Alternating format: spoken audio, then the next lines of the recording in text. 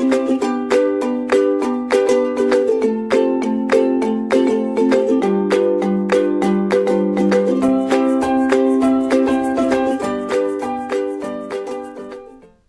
more, I am here to discuss about the remaining part of the antidiabetic agents. In our previous two lectures, we had discussed what is diabetes, what are the various symptoms, what is the etiology, what is the pathophysiology, and what is the treatment for the diabetes. In our previous lecture, I have told you about the parenteral formulation that is available for the treatment of the diabetes type 1 and type 2. So, we have discussed about lot about the insulin in our previous lecture. Now, we will see the oral hypoglycemics. So, here let me tell you about hallmark characteristic of the type 2 diabetes. Hallmark characteristic of the type 2 diabetes is diminished insulin secretion due to impaired beta cell functions. Please focus on this line, impaired beta cell function. Insulin secretion is diminished. Ultimate reason is that insulin secretion is diminished. But what is the reason?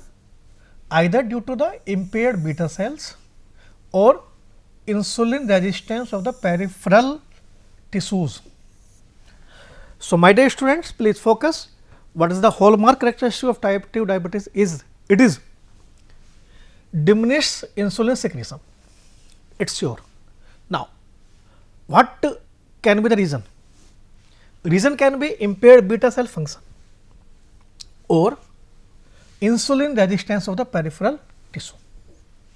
Means peripheral tissues like liver, adipose, skeletal muscles are resistance, means they are responding less to the insulin, and ultimately they are causing the hyperglycemia. So, current approach for the treatment of type 2 diabetes is,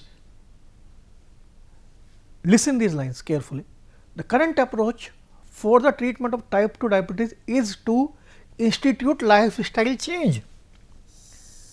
In my first lecture, I have told you that diabetes is nothing, it is more or less, it is lifestyle disease. So, my saying that lifestyle changes, if we change our lifestyle, we can get cure for the insulin and therapy with the suitable pharmacological agents. So, first recommendation is the lifestyle change and then the treatment with the suitable pharmacological agents. Now, let us see what pharmacological agents are available for the treatment of the insulin. Secretagogues, insulin sensitizers, DPP4 inhibitors, biguanides, alpha glucosidase inhibitor and hormone related drugs. So, these line of treatment or current line of treatment is available for the treatment of type 2 diabetes. Insulin secretagogues, insulin sensitizers, DPP4 inhibitors, biguanides, alpha glucosidase inhibitors and hormone related drugs. So, we will read about all these lines one by one. Now, if we classify broadly, you have seen this slide in our previous discussion also. So, antidiabetic agents are divided in parenteral and the oral. Parenteral formulation is insulin and its preparations. We had discussed lot about in our previous lecture. Now, let me tell you the major drawback. Major drawback of the insulin. Can you guess what is the major drawback of the insulin? Yeah, it must be given by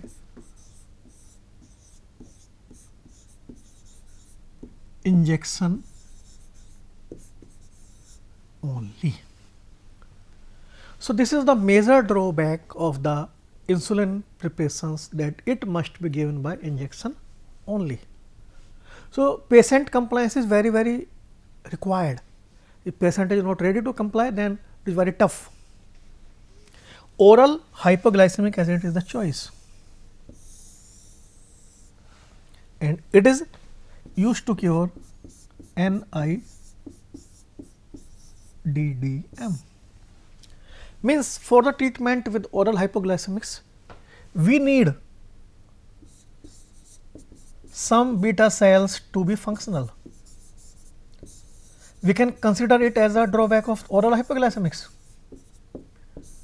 Oral hypoglycemics are effective only in the presence of beta cell functionality, means minimum of the 30% beta cells should be functional in order to oral hypoglycemic agents act. Now, my dear students, let me tell you the classification of the oral hypoglycemics.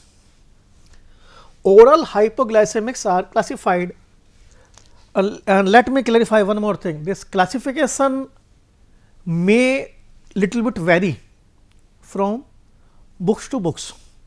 Overall, the purpose is same. So, oral hypoglycemics are insulin secretagogues, biguanides, alpha glucosidase inhibitors, DPP4 inhibitors, and insulin sensitizers. Insulin secretagogues means the agents that are increasing the secretion of insulin. They are further subdivided into sulfonylureas, I can say 1A sulfonylureas, 1B meglitinides. So, sulfonylureas and meglitinides both are the insulin secretagogues. Insulin sensitizers are represented by thiazolidine diones. More commonly, they are also known as the glitazones. Thiazolidine diones are also known as the glitazones. Biguanides, alpha glucosidase inhibitor, DPP4 inhibitor, dipeptidyl peptidase 4 inhibitors. Dipeptidyl peptidase 4 inhibitors. So, this is the, let me more explore this classification with the help of this diagram. Oral antidiabetic agents, first they are enhancing insulin secretion, second they are overcoming the insulin resistance, they may retard carbohydrate absorption, and it is third, and somewhere they are comes under the category miscellaneous.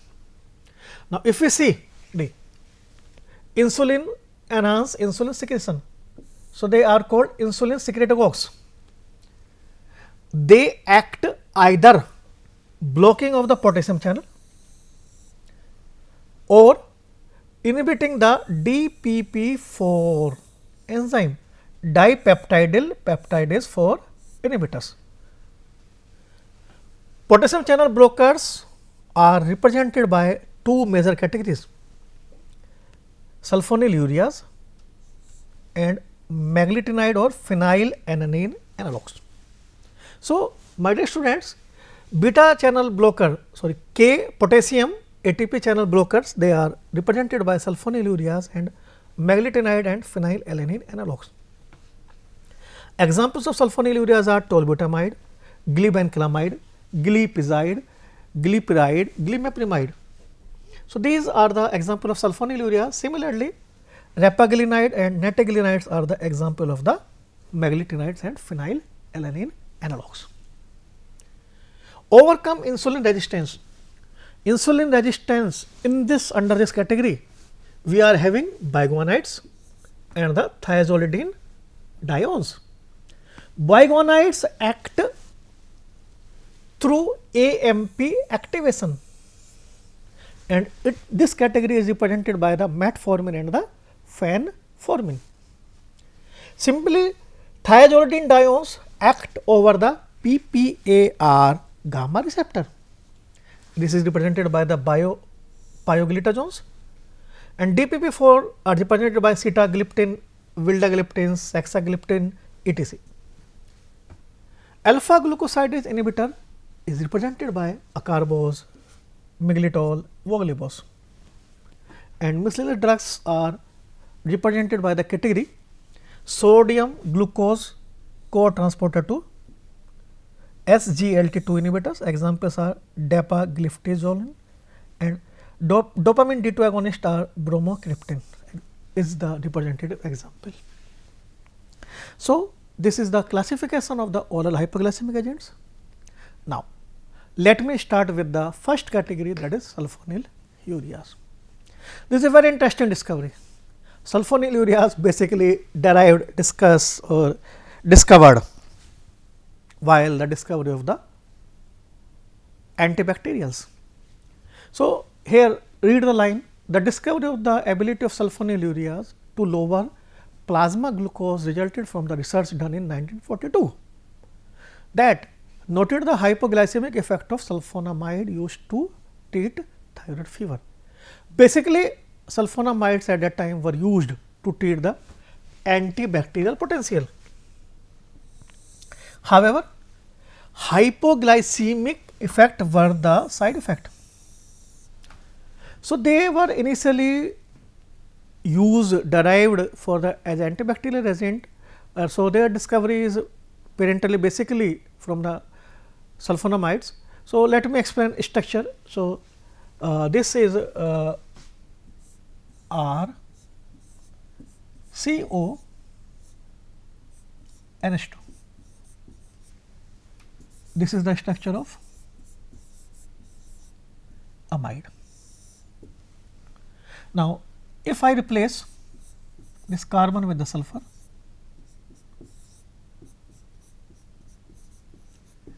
it become the category sulfonamide, and it is very good antibacterial. Sulfonamide. Now, if I replace the hydrogens that are available with the nitrogen with urea, then it resulted in the, I am drawing the structure here, R S O N C double bond O NH2. So, this structure of the sulfonamide you can see here NCONH2. So, sulfonamides are basically structurally derived from the sulfonamide. Sulfonylureas are derived from the sulfonamide, and it lead to the discovery of the first generation of oral hypoglycemics, tolbutamide, chlorpropamide, tolazide and acetohexamide. So, sulfonylureas were basically derived from the sulfonamide antibacterials, and it resulted in the discovery of the sulfonamides and sulfonylureas. Example is tolbutamide. So, tolbutamide was available in the market in 1957. So, we can classify sulfonylureas in two major classes, first generation and the second generation.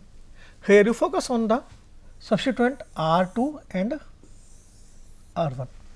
First clinically acceptable drug is tolbutamide that was in the market in 1957. If we see the structure, tolbutamide. So, this group is toluene and this is the butyl, so named as the tolbutamide. Chlorpropamide, chlorine is available and this is the propyl, so named as the chlorpropamide. Tolazamide, again toluene, and azocin, this group is the azocin, so it is named as tolesamide. Here acetyl and cyclohexyl, so named as the acetohexamide. So, these are the representing examples of the class first generation of the sulfonyl urea. Glipizide, glyburide is also known as glibenclamide and glimeprimide are the examples of the second generation of the sulfonyl urea. Now, if we compare the structure and activity that result in the SAR, structure activity relationship. If we compare the structures of both first generation and second generation, just see structures of first generation and second generation. So, we come to the conclusion in terms of potency, rapid onset of action, shorter plasma half lives, longer duration of action and binding affinity. So, we can say or we can conclude by saying that the second generation sulfonyl ureas are more efficient, more potent as compared to the first generation in terms of the potency, rapid onset, shorter plasma half lives, longer duration of action and the binding affinity. Now, come to the mechanism of action of the sulfonyl ureas. Sulfonyl ureas I have represented with the word SUR. Sulfonyl urea bind to the so called sulfonyl urea receptor. This is sulfonyl urea receptor. They bound to the so called sulfonyl urea receptor that is present over the plasma membrane of the pancreatic beta cells. Please catch my words. Sulfonyl urea receptor is present over the plasma membrane of the pancreatic beta cells. Now, sulfonyl urea bind over this receptor and it closes the transportation of the potassium ion. It closes the transportation of the potassium ion out of the cell and hence increases the potassium concentration inside the pancreatic cell. As soon as this concentration increases, so in order to balance it, calcium influx, calcium ion influx inside the pancreatic cell and it induces this influx of the calcium ion induces the brisk release. Yeah, mind these words. It induces the brisk release of the insulin from the pancreatic beta cells. So, that is why they are called insulin secretagogues. So, sulfonyl ureas are responsible for the more amount of the secretion from the pancreatic beta cells. That is why we need functional beta cells in order to sulfonyl ureas act. If beta cells are not functional, sulfonyl ureas are not going to help. So, sulfonyl urea in nutshell, sulfonyl ureas induces the brisk release of the insulin from the pancreatic beta cells. So, if cells are not active, so where they will act? It is a matter of query. Now, let me start with the first member of the first generation of the sulfonyl ureas, that is tolbutamide. Structure we have seen earlier. So, its molecular formula is C12H18N2O3 and S. Its molecular weight is 270.34. It exists as a white crystalline powder. It is almost odorless. It is indicated for the treatment of the NIDDM. NIDDM we know it very well, non-insulin dependent diabetes mellitus, in conjunction with diet and exercise. So, mind it, diet and exercise is again required. So, it is helpful in the treatment of the NIDDM in conjunction with the diet and the exercise. Its dose vary from 500 milligram to the 1.5 gram daily is a single dose with breakfast or in divided dose. Now, as far as the metabolism of tolbutamide is concerned, it is principally metabolized via oxidation of the para-methoxyl group. See, para-methyl group, sorry. This methyl group is either oxidized into the carboxyl group or hydroxyl group is introduced here. So, it is oxidation, its metabolism, oxidation is responsible for its metabolism and it takes place in the hepatic. So, metabolized in liver principally to form these two metabolites. And the next we are going to discuss about the synthesis. That is very important part from the examination point of view also, because you have to learn the synthesis of tolbutamide. So, tolbutamide is basically synthesized from the toluene. So, toluene is the precursor. So, let us focus on the synthesis. So, toluene is first of all is reacted with ClSO3H. So, can you name this compound? This compound is chlorosulfonic acid.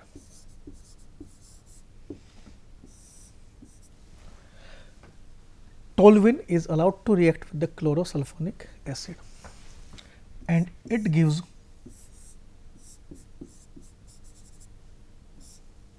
see what are the changes taking place S, O and Cl, and it loses a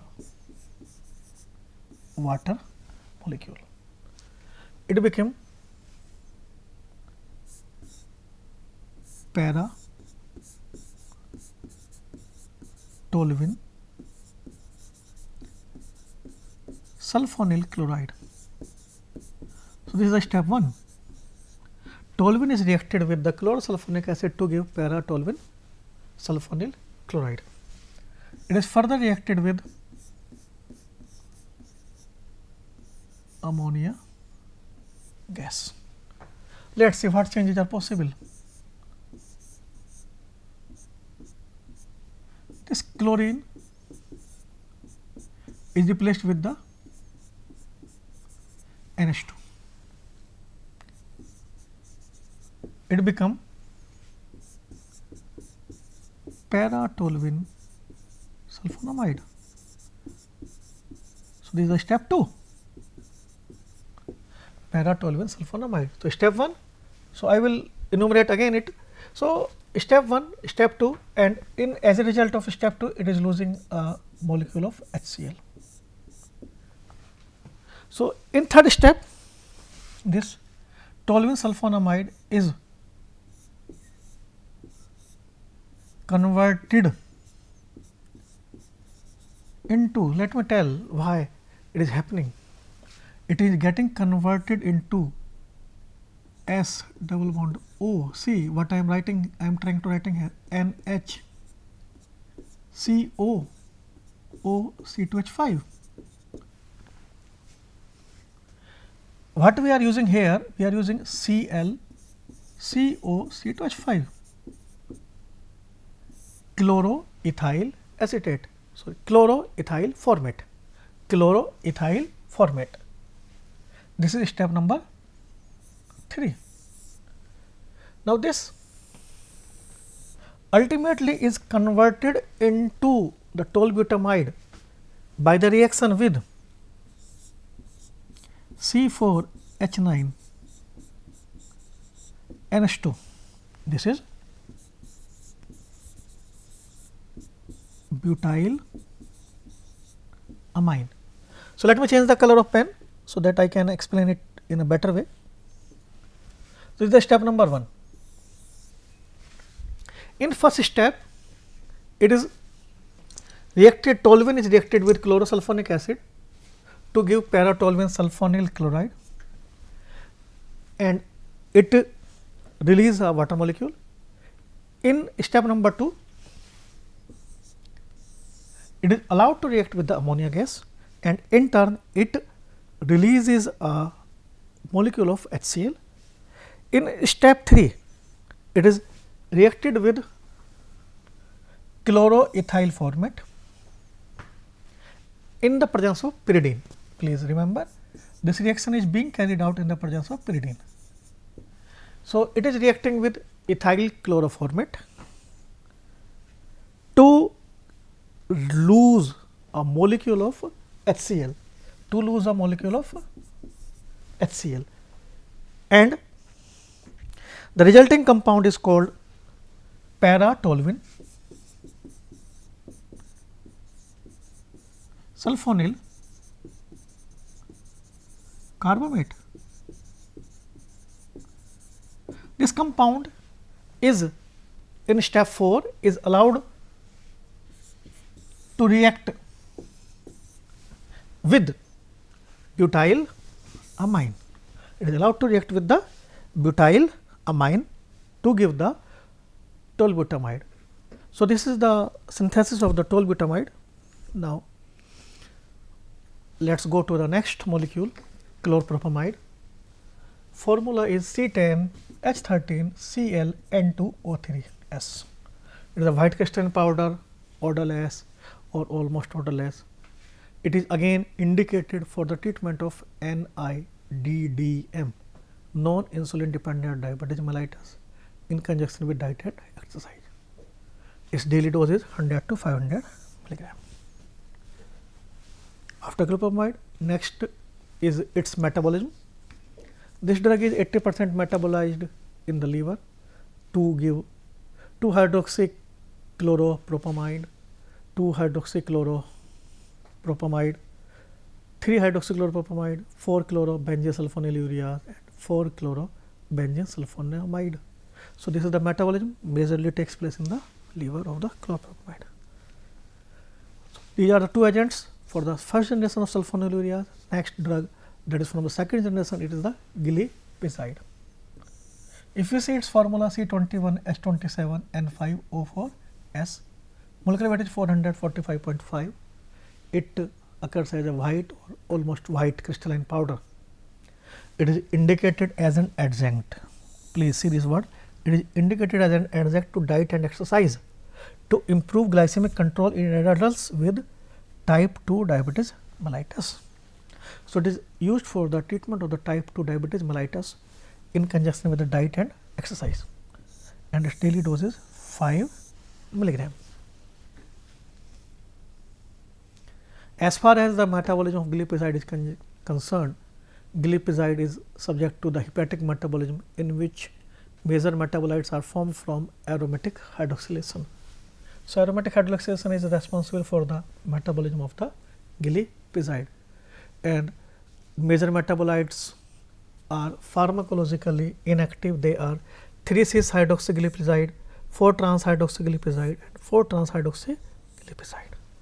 So, these are the major metabolites of the glipizide. Next drug in this category is the glimepiride. It is formula is C24H34N4O5S. It occurs as a white or almost white powder. It is indicated for the management of type 2 diabetes in adults in adjunct to the diet and exercise to improve glycemic control as a monotherapy. Now, I have made some in purple color. It may also indicated for use in combination with metformin or insulin. So, catch these words. This glimepiride can be used in combination with metformin and insulin. So, this drug can be used as a combination therapy, and the usual dose is 1 milligram and the 2 milligram. Now, if you look upon the metabolism of this glimepiride, it is undergo hepatic metabolism to give M1 and M2 metabolite. M1 metabolite is pharmacologically active, on the other hand M2 metabolite is pharmacologically inactive. So, glimepiride is first converted into the cyclohexyl hydroxymethyl glimepiride, that is M1, which is changed into the M2. So, students, remember this, M1 is the pharmacologically active and M2 is the pharmacologically inactive. So, my dear students, in till now we have covered about the oral hypoglycemics, that is sulfonylurea category.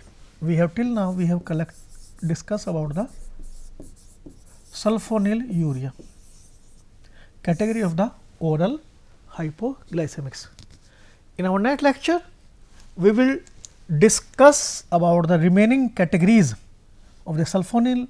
So, of the other categories of the oral hypoglycemic agent, namely thiazolidinediones,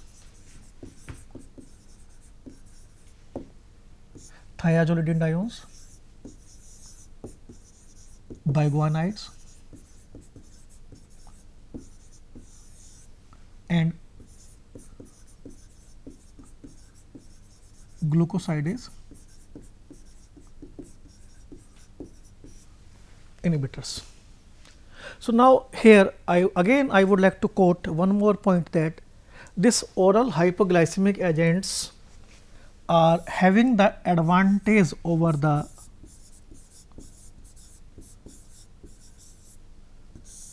parenteral dosage form, that is insulin. So, they are advantage, what that advantage I have told in you initially, that insulin can be, must be only, not can be, it should be, must be injected. So, it reduces the patient compliance. So, oral hypoglycemic agents are having advantage over the parenteral formulations, that they can be used over this. Okay. So, now in next lecture we will discuss about the remaining part of this oral hypoglycemic agents. So, students, be with us and we will meet in next lecture and we will finish this antidiabetic with. Thank you, students.